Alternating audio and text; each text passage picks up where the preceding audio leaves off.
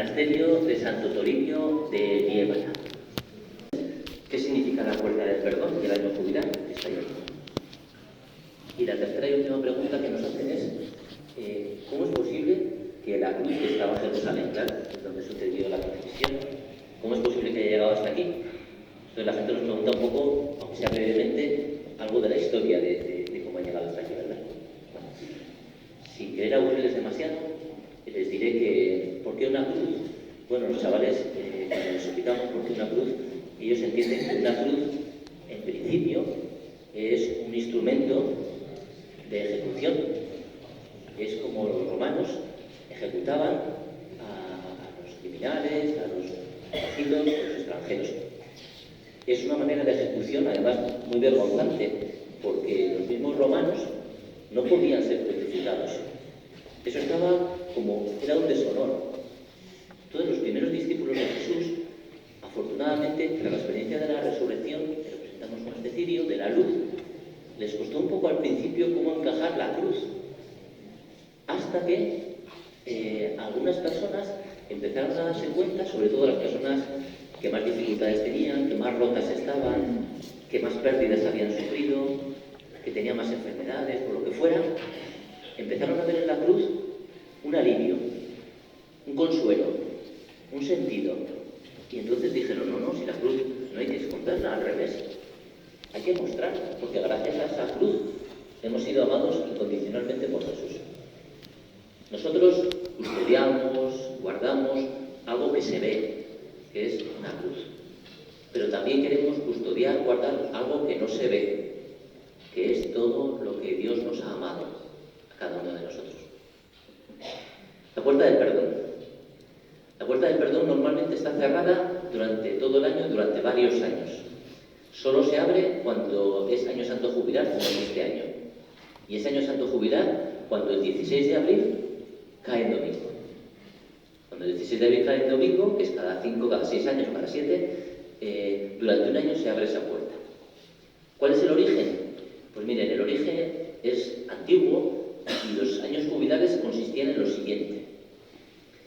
En un determinado territorio había un año, el año de jubilar, el año de gracia, en el que a todas las personas se les perdonaba la deuda. O sea, si ellos tenían deudas con unos, con otros y tal, empezaba el año y todo el mundo empezaba de cero. ¿Por qué se hacía eso? Pues porque al final muchas familias estaban tan ahogadas que se dedicaban solo a pagar las deudas y no tenían ni para vivir, ni para su familia. Y entonces el año jubilar era un año para perdonar las deudas. ¿Vale?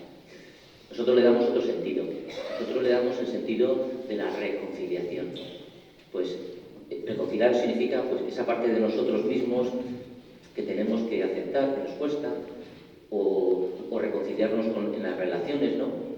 Decía un señor que el que piensa que perdonar es fácil es que no le han ofendido mucho, porque perdonar es difícil.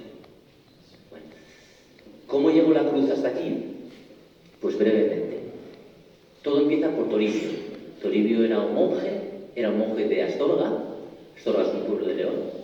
Este monje peregrinó a los santos lugares, peregrinó a Jerusalén. Tenía un objetivo en la vida. Él quería pisar aquel lugar por donde pisó Jesús y quería mantener las mismas cosas que él tuvo. Fue a Jerusalén y allí estuvo como sacristán mayor del Santo Sepulcro. ¿Qué significa eso? Pues que era el encargado de custodiar la reliquia que luego vamos a ver después de la misa.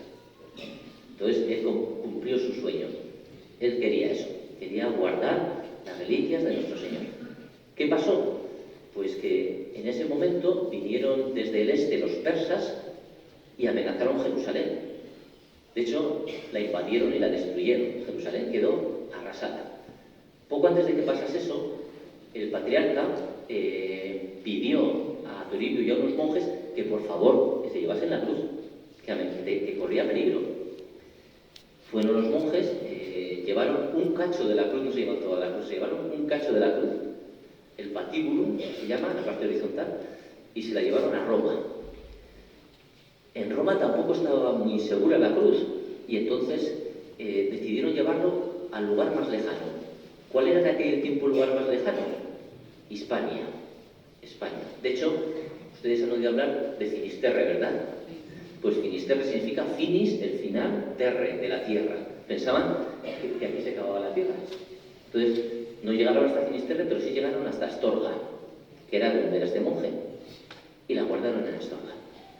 En Astorga se construyó una catedral para guardar la reliquia de la cruz. La idea era devolverla a Jerusalén cuando se fueran los persas, pero los persas no se fueron.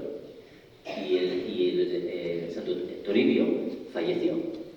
En Astorga estuvo 3 siglos, del siglo V al siglo VIII. ¿Qué pasó en el siglo VIII? Pues algo parecido a lo de Jerusalén. Vinieron, esta vez no por el este, sino por el sur, vinieron los musulmanes en el 711, ¿verdad? Ustedes han oído hablar de la batalla de Covadonga, de Pelayo y todo eso, ¿verdad? Bueno, pues vinieron por el sur y fueron subiendo muy rápido. Solo tardaron en llegar hasta aquí 4 años.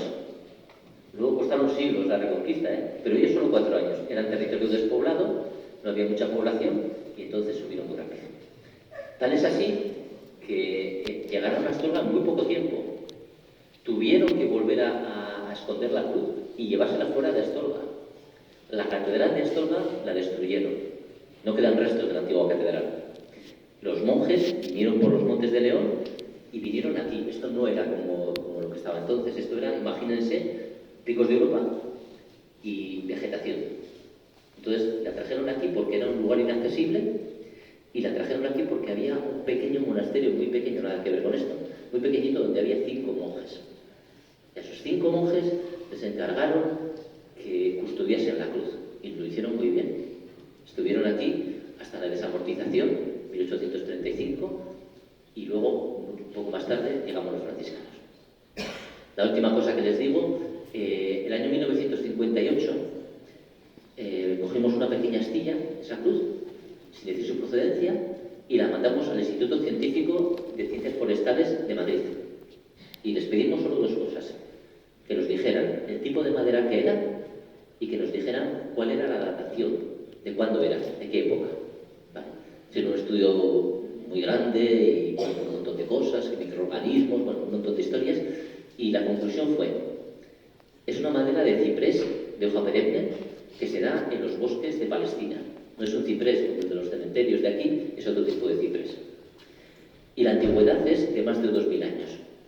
Bueno, eso quiere decir que no que demuestre nada, sino que no hay contradicción entre